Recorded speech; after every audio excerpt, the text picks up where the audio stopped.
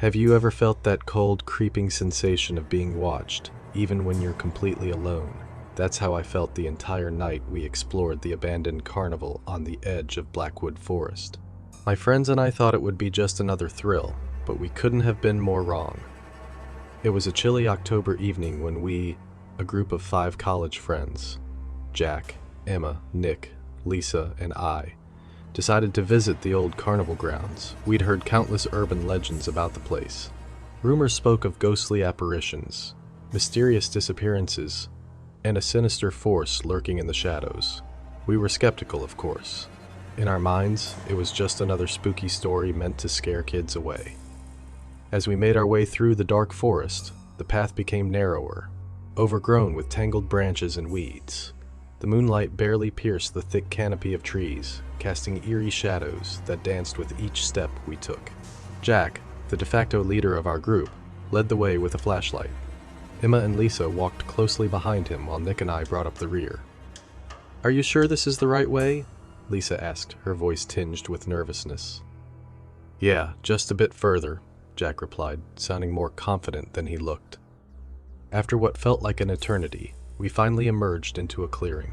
There it was, the abandoned carnival. Rusty, decaying rides stood like skeletal remains against the night sky. The Ferris wheel loomed ominously, its carriages swaying in the wind. A faded sign reading "Welcome to Funland" hung precariously above the entrance. "Well, here we are," Nick said, trying to sound nonchalant but failing to mask his unease. We pushed through the broken gate and stepped onto the cracked pavement. The atmosphere was suffocating, as if the very air around us was charged with something malevolent. We decided to split up to cover more ground. Jack and Emma headed towards the Ferris wheel. Nick and Lisa went to explore the haunted house, and I found myself drawn to the old funhouse. The funhouse was a dilapidated structure, its once colorful facade now faded and peeling. The entrance was a gaping maw, an invitation to whatever horrors lay within. I hesitated, but curiosity got the better of me. I stepped inside and immediately felt a drop in temperature. The air was thick with the smell of mold and decay.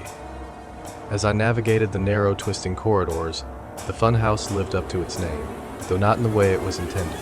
Distorted mirrors lined the walls, reflecting twisted versions of myself back at me.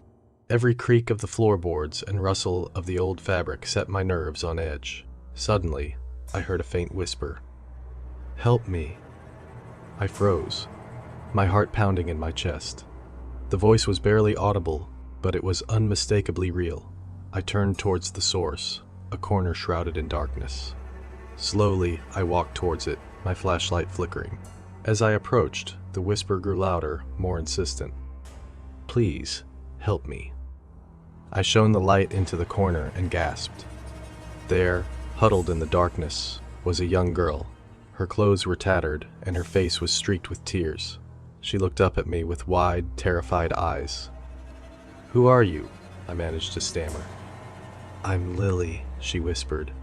"I've been trapped here for so long." "How did you get here?" I asked. But before she could answer, a loud crash echoed through the funhouse, followed by Emma's scream. Without thinking, I grabbed Lily's hand and bolted towards the exit.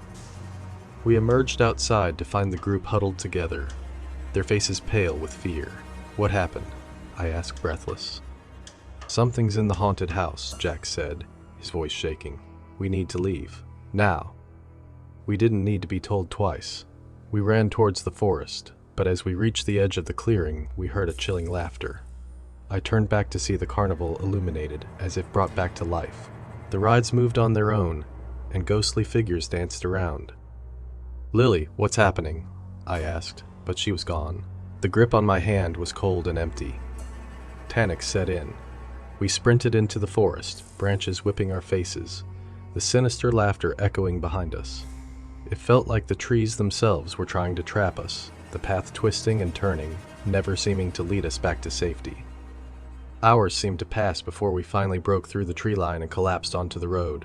We were bruised, bloodied, and utterly terrified. We never spoke of that night again, but the carnival never left our minds. Weeks later, I found an old newspaper article about a fire that destroyed the carnival years ago. Among the victims was a girl named Lily. The photograph showed the same girl I had seen in the funhouse. To this day, I still hear her whispers in my dreams, begging for help. The memory of that night haunts us all, a chilling reminder of the horrors that lurk just beyond the shadows. If you ever find yourself near Blackwood Forest, stay away from the old carnival. Some legends are better left alone.